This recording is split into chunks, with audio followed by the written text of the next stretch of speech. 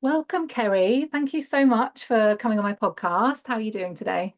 I'm good. Thank you for having me. It's sunny, so already winning. It makes such a difference, doesn't it? I'd Mm. love to be one of the people that I don't care what the weather is. Can you share with us a little bit about what you do and how you got to where you are today? So I'm a developmental coach with an intersectional feminist lens. And what that means for me is that I essentially help people to see things differently. So themselves, the world, and that relationship between themselves and the world. Perceptual reframing, if you like, but essentially just like seeing things differently so that they can access different experiences, different behaviors, get a bit braver. But all of that with an intersectional feminist lens that acknowledges the systems that we live in and the different impacts that they have on different people.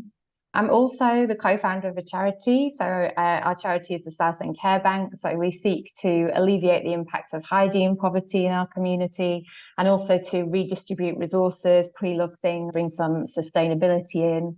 And that all really emerged from a sort of community activism, a kind of grassroots activism with friends, where we were like, oh God, everything seems to just be feeling worse and worse. The world is overwhelming, but what can we do here in our community? So that's been going in one form or another for nearly 4 years. How I got here, where to begin? I never used to be a feminist. Before I had my first baby, who's about to turn 11, I didn't think we needed feminism anymore because I earned more money than my husband. So that's my trajectory. Like for anyone who's listening, who's, oh, I feel like I've got a lot to learn about feminism or intersectional feminism or about activism. I certainly had a lot to learn and still have a lot to learn. Yeah, does that begin to cover it? Yeah, definitely. And I think one of the things that I've really learned from you and other people who are talking about sort of similar things is this idea that there are all these kind of structural issues that are at the root of our problems and our mental health. Mm, And we could try mindset tools, or we could try to girl boss our way into success. But actually, unless the kind of structures change, then things aren't going to change in the world. And it might be all right for some people, but we need it to be mm, good for everybody. If we have a more equal world, then that's good for even the people that are at the top, but definitely the people mm. at the bottom as well. I've definitely girl bossed too close to the sun over the years. Like I definitely had the girl boss era. I was quantum leaping left and center. There were all kinds of manifestation shenanigans happening that were really focused on me as an individual, that were really focused on making these demands of myself to overcome the restrictions or the difficulties, the struggles that we experience in the systems. And with that comes an acknowledgement where we're like, I don't want this. I don't want to live in this way. So I'm going to essentially like climb through the system. But therefore, we have this acceptance there that we're leaving others in that space. And so, of course, when we live in a society where we are required to provide for ourselves and to meet our kind of financial and emotional needs, either like individually or in like very small family unit. Of course, there's a place for us looking at what can I do. This isn't about just outsourcing all responsibility and saying somebody else should meet all of my needs, but essentially it is about recognizing that A, we will only ever be able to go so far on our own, and B, like we will go so much further together, and that it is possible for us all to reimagine the ways in which we live. I love that idea. One of the things that I know you're really good at is helping people with dealing with conflict and those sorts of discussions and conversations that we may be having in our workplace, in our families. At the moment, we're seeing so much online. I think it began with issues around Brexit and the pandemic, Mm. and now it's to do with the situation in the Middle East. And there's so much conflict and arguing and upset. How do we start to navigate that? How do we stay calm amongst all of that? Mm. It's a really good question. And where to begin? So I think what's important for us all to acknowledge in terms of accessing some self-compassion is that most of us have never really had healthy conflict role models for us. Very few of us have had, like, in our families of origin or in the education system that we've moved through or workplaces that we've been in or our kind of communities in general, very few of us have had in any of those locations people who are able to navigate disagreement and move through this kind of rupture and repair cycle that we need to practice. So let's definitely cut ourselves some slack to start with, in terms of we've not seen it done, we've not had it role model for us, we've not had chance to rehearse it. And also recognizing that in the context, it's healthy conflict is discouraged by algorithms and the ways in which they seek to manipulate our behavior and reward us for really unhealthy conflict behaviors with polarizing and binary perspectives and just screaming at each other on the internet. So I think it's a tough terrain for us to be moving through, for sure. And as I touched on before, different groups of people are going to have different levels of risk around it, like real material risk and psychological risk, when we think about how people of different genders, people of different races, how they are perceived in conflict differently. And I think the biggest thing that's made the biggest difference to me, because I love conflict, like I move towards it, I love it. I'm known in, like, the park over the road between my house and the school. I'm informally known as, like, the conflict warden for the park. People want to buy me a high vis jacket. Like, I'm there in it, especially if there's a kind of power dynamic going on where there's a conflict and someone is lacking power in the situation. Like, I'm in there leveling that out. Because conflict, I really see as it has the potential to be like a portal to intimacy, to connection, to deepening our understanding of one another, and to really healthy relation. And so I really do believe that if we could get better at conflict, it would have a ripple effect that would heal a lot of our issues that we struggle with, that our lack of kind of access to calmness emerges from, our anxiety emerges from, often a sense that we don't belong, that there isn't going to be this unconditional acceptance of us, or that we're unworthy of other people's love, essentially. Really starting to get to grips with the fact that when we enter into conflict, whether it is in any of the sorts of, like, situations that we've touched on, that ultimately it's rare that what we're talking about is really what we're talking about. So we might be saying words about a disagreement about how a project moves forward, or a global event, or sort of a distribution of wealth. We might be saying words about these things, but being aware of what's happening in the relational field between us and the other person, and being interested in our own meaning making, is, for me and for my clients, how I notice that we can access much more calmness in the activity of conflict. Interesting. Yeah, a couple of things to touch on. Firstly, that idea of how the algorithms are basically designed to get us angry. If you're angry, you stay longer on the apps, don't you? You're reading through the comments, you're outraged, you post a reply, and they literally, yeah, manipulate things to encourage that. And I think that's must be having such a detrimental effect on our well-being and our ability to have conversations about things, because we get really triggered.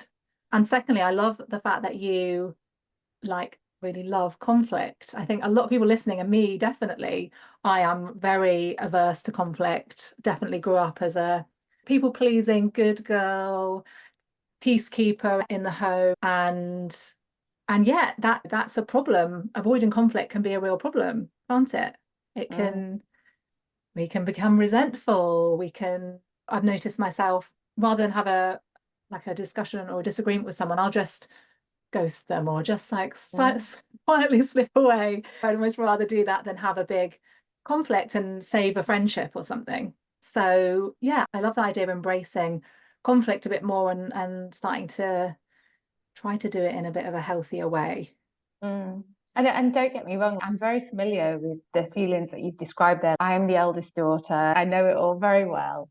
And I have elements of that, like, good girl conditioning that are still alive. And like I was coming home from the school run yesterday, and there's a police car coming up the street, and I was even noticing it then, like that. I don't know if anyone else gets this feeling when a police car goes by and you're like, it's okay, I'm a model citizen. Like it's like when you're walking out of a shop and the security guard's there and you're like, it's okay, I've got my receipt. You've got this feeling of I'm Or safe, through I'm good. airport security, I'm always like, Yeah.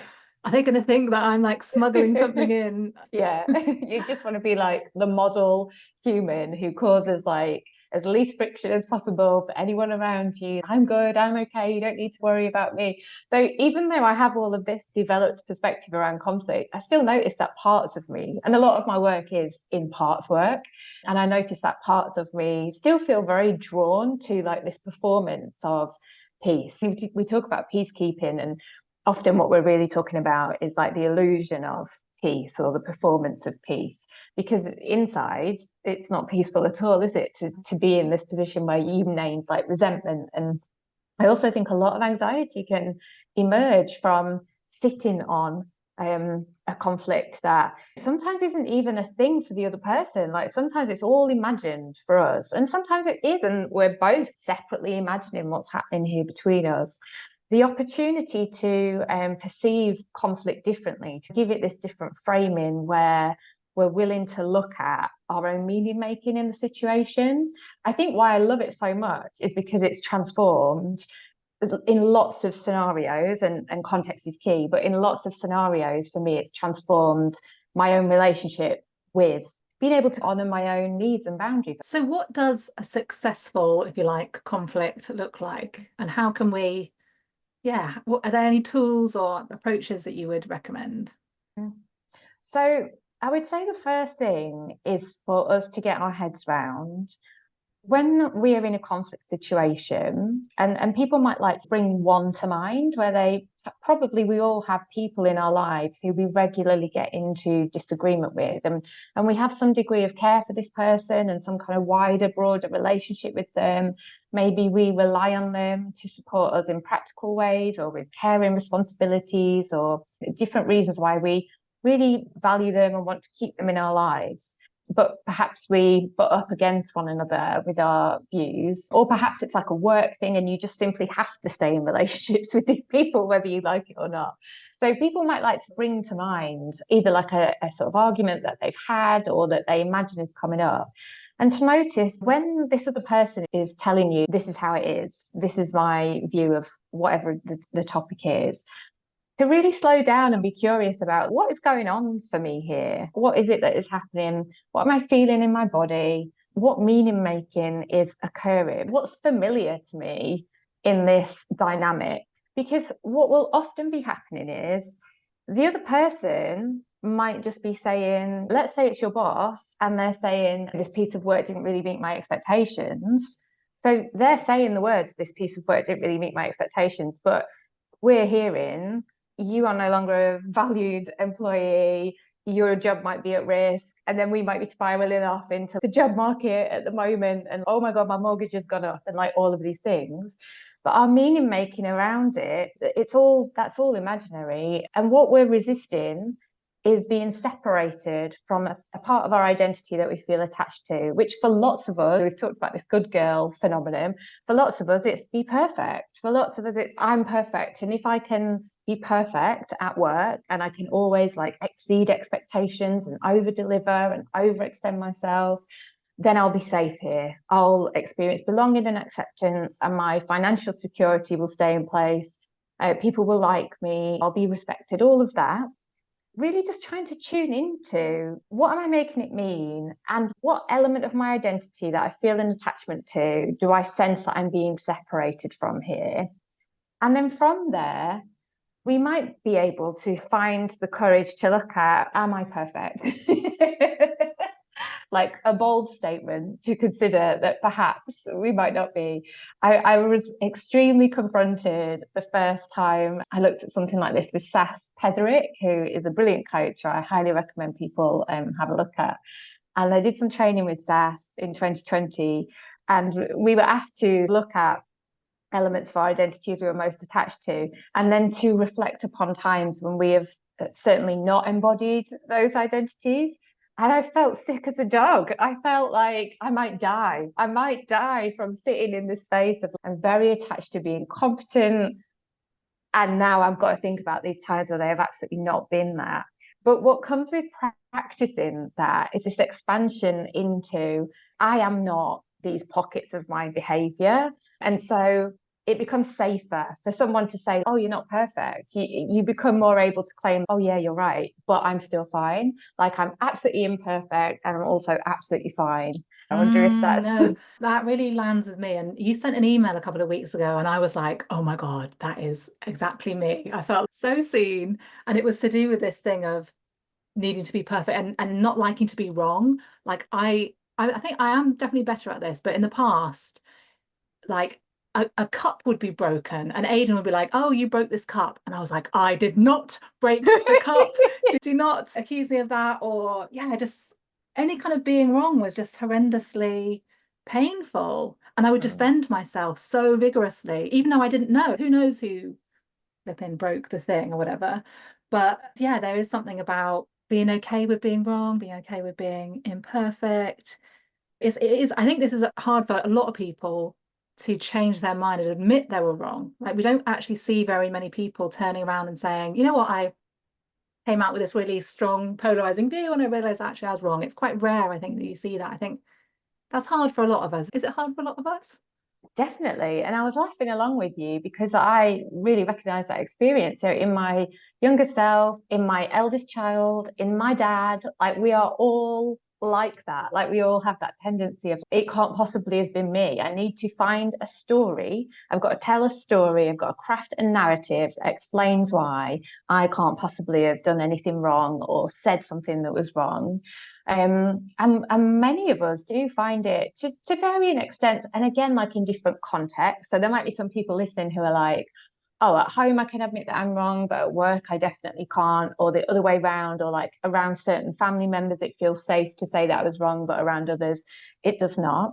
And it makes full sense, like leaning back to what we talked about a lack of healthy conflict being role model for us. We've also probably lacked that role modeling of it being safe to be wrong, it being safe to say, oh, I changed my mind about that, because we attach so much status to certainty and to like intellectual certainty as well, in a way that means that a lot of our psychological safety is attached to being correct and being sure.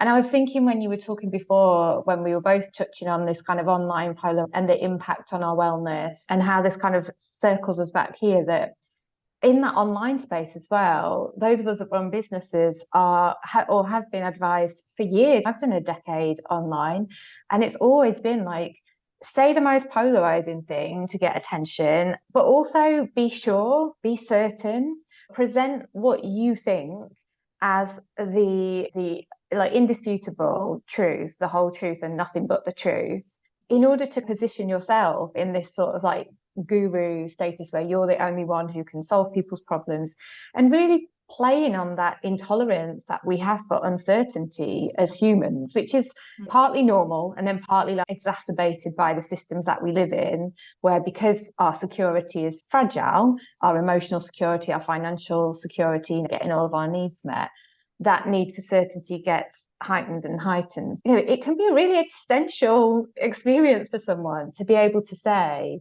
I was wrong about that. And I think part of looking at healthier navigation of conflict is looking at what incentives are we offering people here to change their minds, to offset that feeling of extreme discomfort in changing their minds. And something that I often talk to clients about is for someone to move towards your perspective, and this is probably now less about like a work thing and more about like climate change or big world issues, something like that.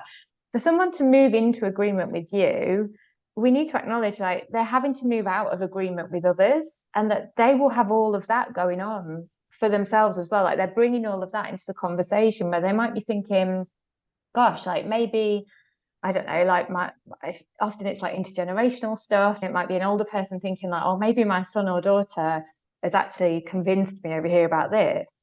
But when I'm back with my friend, what's it going to be like to occupy this position and to need to argue for it when I'm still not really quite sure. And so just really acknowledging the mess of everything that's going on, I think, again, helps us to cut ourselves some slack and each other. Yeah, definitely. Cut ourselves some slack, have self-compassion. I wanted to touch on, and this is it's a bit of a different issue, but somehow related, on this idea of guilt. And I saw you post, I think it was actually yesterday or this morning even, about, I think you posted some beautiful flowers in a garden, like we're coming into summertime in the UK now, and it's going to be lovely sunny weather this weekend for all of us, hopefully. And yet, so many of us have this guilt that actually some people on the planet right now are going through the worst hell imaginable. And yet, is it still okay for us to enjoy our lives? And yet, we can't help but think about them. And then, I don't know, it's how do you navigate that? Or how do you help people as well to navigate that? I find it difficult, as I've been finding it difficult for a number of years, and I still find it really difficult now. How I used to handle it is by lashing out, by projecting all of my kind of frustration with myself, my sense of like impotence in the situation, projecting that onto other people who I noticed or perceived were doing less than me, and wanting to like give it back to them and be like, I'm doing more than you, so like I'm actually fine.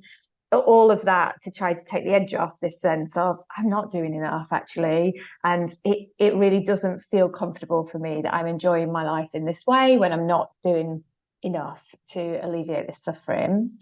I was listening to Adrienne Marie Brown's Emergent Strategy podcast, and this is something that I do where I binge a podcast. I remember things that people said, and I have no idea like what episode it was from or what guest said it or anything like that. So excuse the lack of accurate referencing for this.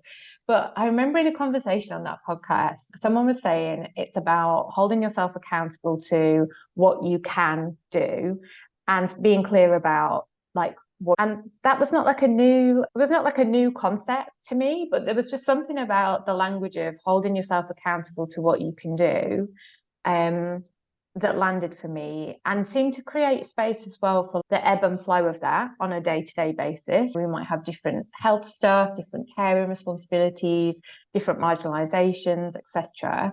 So there's that I try to keep in mind.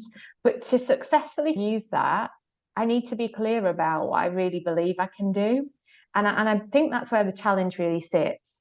If we remain in the paradigm of the systems that we're in, everywhere we look, meaning people are telling us like, oh, you're worrying about that too much. It's not really your problem. It's not really anything to do with you. You need to take care of yourself. Don't stress yourself out. We can be really influenced by that, and we can be like coddled back into, oh, I am doing everything I can. Like I am.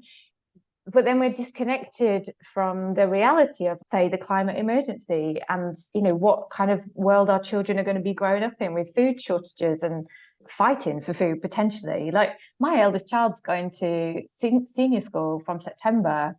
And I was saying to my mum, oh my God, is he going to have a career? Or he's just going to need to build a bunker and grow carrots? Like I just can't, and I can really allow myself to spiral with that at times. But how do we hold the scale of the injustice and the urgency of it all, and recognize that in the systems that we live in our day-to-day lives, there are all these demands that we have to meet to keep going, to keep roofs over our heads, to keep food on our tables, to care for people around us in our communities. And I think each of us has to take a really honest individual look at ourselves and ask, what is true for me today in terms of holding myself accountable to what I can do, and know ourselves. So if we're someone who will seek to overextend and overdeliver and march ourselves, it might be that we need to rein that in a bit.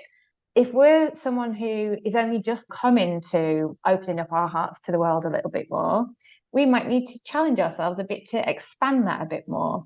So I'm sorry that it's not like a kind of neater and tidier 3 easy steps to I'm having so many thoughts when you were speaking. This kind of sense that actually that feeling of guilt can be a useful a useful emotion if it inspires us to action. And I've noticed the more I engage with stuff going on in the world, the more action I do take, even though I feel not great inside sometimes. Like there was something, and I think in The Guardian yesterday, about the climate crisis, and that scientists are beyond despairing, and couldn't sleep very well last night. But I know that I can use that energy as something to think, what else can I do? And I also see this other side of, and I could, again, can get myself caught up in this idea of thinking that I just need to focus on my own stuff, like my own life. I've got things going on. I need to pay the mortgage and pay for childcare, and I just need to be working. And I think there is this kind of capitalist mindset that I have, and I know we all do, probably to some extent, that makes me think I need to constantly be working or constantly doing other things. I haven't got time for activism or helping others in a bigger way. And yet for me, I'm realizing I need to really step away from that and recognize that I have enough, and actually I am in a privileged position and I can do more. And it's just trying to step into that and remind myself of that more. And your language of you have enough, like the systems try to constantly keep us in this threat state of you actually don't have enough. And we see this all the time. I see this all the time online when people are convinced that when they're at a certain level of success in their businesses, oh, then I will XYZ have this impact. But that day rarely seems to come, because as these businesses get bigger and bigger, their expenses get bigger and bigger, the pressure gets bigger and bigger, the lifestyle gets bigger and bigger. You share spaces with people who maybe before you were like, oh, I'll be happy once I get that designer bag. But then suddenly you're like in a mastermind group with someone who's got a private jet, and it becomes, that's like the new, oh, when I get there. So Yeah. it is like a real act of resistance to sink into this sense of sufficiency. And like, I have enough to have quite a comfortable life. And the other thing coming up for me when you were talking about being awake overnight with what you'd digested about the climate emergency is that, and I want to be full of care in how I say this, particularly with this kind of topic of anxiety so present here on this podcast and in your work. But I think that sometimes we can get caught up in the idea that we're somehow entitled to a frictionless life, that we're somehow entitled to like calm, peaceful, joyful lives. And I'm not saying that we aren't deserving of those things, but I do think that there is something to confront around who pays for my peace with their lives, essentially. If we think about like the areas of the earth that are being affected in different ways by the things that we benefit from in the West, or loads of other dynamics around this and the kind of interconnectedness of everything. So in a sense, I think that there is also something about us noticing that if I feel guilty, restless, or even a sense of like despair sometimes, ashamed in a way at times, that it's not necessarily inappropriate for us to have those feelings. And I think it is, like you say, what are we going to do with them? What are we going to do with them? Because often I think what happens is we're confronted by some of this stuff. We're like, oh my God, it's so overwhelming. And then we run away, like back to, okay, I'll just focus on myself again or focus on my family again. So yeah, your point about like, where am I going to take this? How am I going to metabolize this feeling? I think is really important.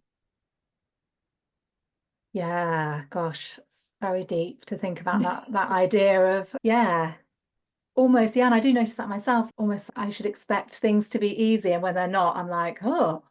But if you think about through history, life is a struggle, isn't it? And there's always been threats, hasn't there? There's been nuclear war, or there's been wars or famines, and that is what we've always gone through as humanity. Talking about the kind of activism piece, do you have any, if there are people listening to this and thinking, you know what, I would love to do more, I would love to get involved in things, but I think so many blocks can come in, like we may not think of ourselves as someone that does that. I don't like, oh, I've never been to a march before, someone might be thinking, and that may feel scary, or never done anything political. Do you have any advice for people who are thinking maybe they'd like to do more but don't know where to start? So the first thing that comes to mind that I notice at the minute is that people who are in that headspace that you're naming there, if I'm just not the kind of person who could do something like that, maybe. So a lot of the people that talk to me about this will say things like, my husband's going to be in a foul mood if I expect him to do the childcare all day, or I'll have to ask my parents for support with childcare. And then that will bring up a discussion about what I'm doing. And they're going to say this. Like, a lot of people are really concerned about people around them telling them they're jumping on bandwagons or they don't really understand enough. And all of that can be so threatening to our identities. Some of the stuff we've been touching on in this conversation, where we want to be perceived to be like good, clever, like normal, like mainstream, ticking boxes that are socially normal for like successful people. And there's also something I think about being on a winning side or a losing side that can feel really sticky for people, that if you're going out to fight for something that you believe in, that something needs to change, that you're the underdog.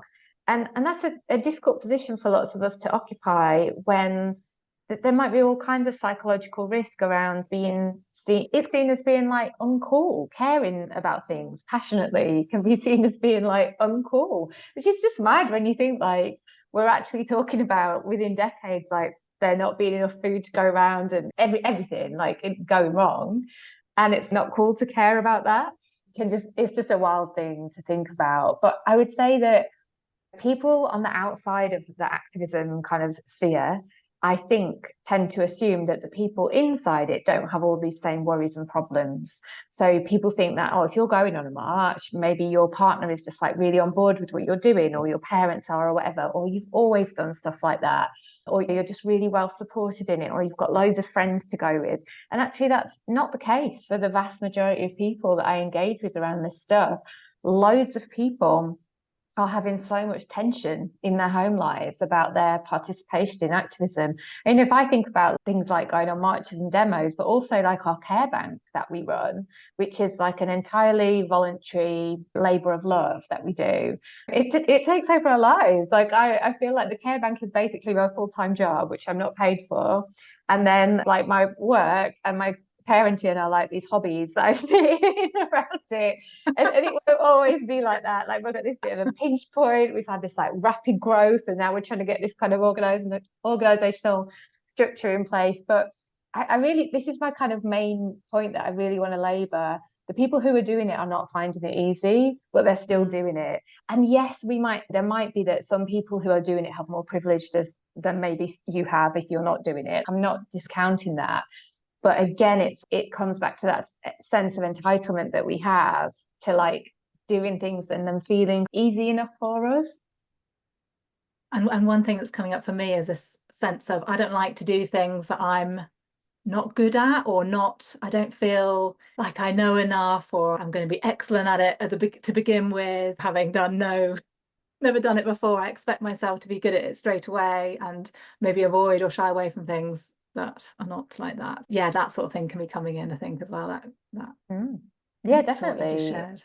Yeah, that sense of, again, my identity is under threat here. I'm thinking of myself as a really competent person, or an accomplished person, or an experienced person, or whatever it might be. And being interested in, oh, what's that protecting me from? What might I be worried is actually going to happen if I claim my beginner status in this, if you like?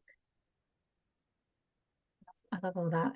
Yeah, I hope that's been inspiring for people. One question I always ask on this podcast is, what's something that you're struggling with yourself right now, and how are you handling it or dealing with it or moving through it? I've been reflecting on things that have come up as we've been talking, and really, I would say my biggest personal struggle at the moment is around like being in a period of transition in the sort of chapters of my life. So my eldest turns 11 next week and my youngest is 8, but we're about to make that kind of secondary school transition. And it really is bringing up all of this stuff about the nature of time and the eras of our lives, and oh gosh, have I made the most of this period? I really remember so clearly in the early days of motherhood, like wishing the days and the weeks away, just thinking, I just don't know how I'm going to get through this. I don't know how I'm going to survive it. And now being in this really sweet spot with them at this age where they're still interested in me, but they don't need as much from me in terms of things that I maybe don't like doing so much. But noticing how fleeting that is, and being pulled into this kind of looking into the future just because we're making this move to secondary school and all these decisions that needed to be made, even around what school is he going to go to and all that, which feels like it really pulls me to the future. And I noticed that I think what I've been doing probably since COVID, or since the beginning of COVID, is really relying on staying present in the moment to be able to navigate my own anxieties, really relying on presence as a practice. And now I feel like I'm being invited or maybe cajoled or compelled to sort of release a bit of that, a bit of my commitment to being in the present and to look more to the future. How am I dealing with that? I think it's all the very boring, tedious things that we don't want to do. I really was laughing. A friend of mine, Maddie, was posting on her Instagram stories the other day, like breaking news, drank a massive glass of water and feel amazing. And I was just like, this kind of thing, walking in the park every single day. And that really gives me that opportunity to get that dose of presence that I feel like I really need. So that when I do need to then look up a bit more, look more into the future, that I feel like I'm able to return to a rootedness in what is now. But it's a dance, isn't it, between what's required of me right now, looking ahead, but not imagining that I need to solve all the problems of the future now. I think that's what we can get sucked into. This might happen, that might happen, that, and what am I going to do about it? And developing some sense of trust that like the tools will be available along the way because of this commitment to presence. So almost like by really noticing like what's going on for me now and building that self-awareness, I'm expanding my sense of what might be possible for me in the world and what I might be brave enough for. So again, another meander through the forest of my mind there, but I that's love where I'm it. at. Yeah, interesting. Yeah, my little boy is just 1.5, and the idea of secondary school sounds a very far away, but I'm already starting to think about, do I want him to go to the secondary schools that are in this town? Do we want to live in a different country? Do we want to live in the south? Could we move back to the north? And that sort of thing. Yeah, I can only imagine it's a big transition time. And I love that reminder about the basics of just self-care, I guess, the kind of drink water, get outside every day, get an early night a couple of times a week if you can. Those sorts of things that we quite often neglect, but actually are just so important to helping us to navigate these things. And I also think I can't hear the term self-care without mentioning as a reflex community care, because I knew I was only it's almost like not wanting to say self-care because I know you've got thoughts about self-care. I have so many thoughts about self-care. But of course, like I was touching on earlier, like this is the reality that we live in where we do have to rely on ourselves a lot. So there's nothing wrong with paying attention to and taking care of ourselves. And or how do we look around us at who is going to support me and who can I be in like reciprocal supportive relationships with through these next phases of life. And if I think about the kind of journey from really like babies and toddlers to preschool to infant school to junior school, what has made all of that manageable is friendships that I've had with people and the kind of varieties of those. Some of them like very practical and quite like transactional in some ways, but have met both of our needs. And some of them like extremely deep and emotional and lifelong friendships that have emerged there. And recognizing that I don't have to actually navigate it on my own. Bringing in as well my own parents and my siblings and recognizing that, yeah, there is this ecosystem that I am within. So thank you for mentioning self-care because it prompted me to reconsider that and to think about, yeah, how am I there getting sucked back into this sense of, oh, I've got to self-resource my way through all of this stuff. Yeah, it made me think about, I've had a few questions recently of how do you cope with everything that's going on in the world, particularly things in the Middle East that we're seeing so much on our screens, and it's so upsetting to see. And my only thought is that somehow this is going to wake us up to be more caring to each other and to be better to each other in communities. Like somehow this can lead to us waking up. That's the only kind of like good thing that I can think, I really hope and pray comes from that situation and from the climate crisis as well, that we're going to learn to look after everybody better. It's hard to see that will happen anytime soon. That's what I'm holding on to. I remember our shared pal, Jacqueline Kelly, who's our Bravehearts. I love her Instagram account. I remember her posting about, do we feel like we're losing our minds in all of this? And that what I'd offered her was like, I feel like we're reclaiming our minds. I feel like we're being shown a reality in a way that most of us have probably never confronted before. And that heartbreak that lots of people are feeling as they allow other people across the world like into their hearts, it's going back to what you were saying before. What are we going to do with it? What are we going to do with it? Are we going to allow ourselves to be paralyzed by or overwhelmed by this reality? Or are we going to acknowledge, again, that language around like ecosystem, that there is this interconnectedness between how our daily lives look and feel and what resources are available to us and what's true for other people as well. One of my favorite book really over the last couple of years is Lola Olufemi's Experiments in Imagining Otherwise. And for anyone who is feeling, oh, I need some kind of inspiration, or I need just like an injection of creativity around reimagining a better world, I would really recommend this book. It's not really a book, it's like a piece of art. It's an experience to devour the book and to revisit the book. But she took it's very sort of it evokes this kind of sense of the possibility of miracles in us sort of transforming our relationships. And it's also extremely materially realistic. So she talks about it will not be easy and we will have to give something up. And maybe that's something for us to consider. What are we willing to give up? Yeah. Thank you so much for everything you've shared. It's such an interesting discussion. Where can people find out more about you and learn about the work that you do? I'm really trying to settle myself in on LinkedIn over there. I am I'm getting it now, I think. It's about my 7th attempt. So you can find me on LinkedIn. I am on Instagram, and that has always, for the last, I don't know, 5 or 6 years, been like the main place that I've been. I'm reconsidering my relationship with Instagram at the moment, as I imagine lots of us are. Or you can just come and find me at my website.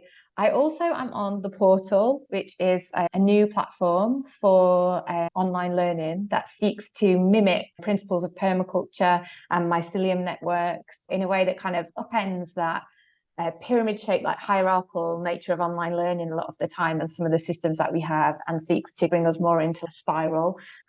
I'm probably not doing justice to Sally's platform there, but you can find me on the Portal as well. Oh, sounds fascinating. And if they just search like Keri Jarvis on LinkedIn, will you pop up? I Is that will. your Keri name on Jarvis, there? feminist coach, I believe, is my Yeah. is my Okay. Keri headline. with an I at the end. Yeah, Keri. KERI. Yeah. Yeah.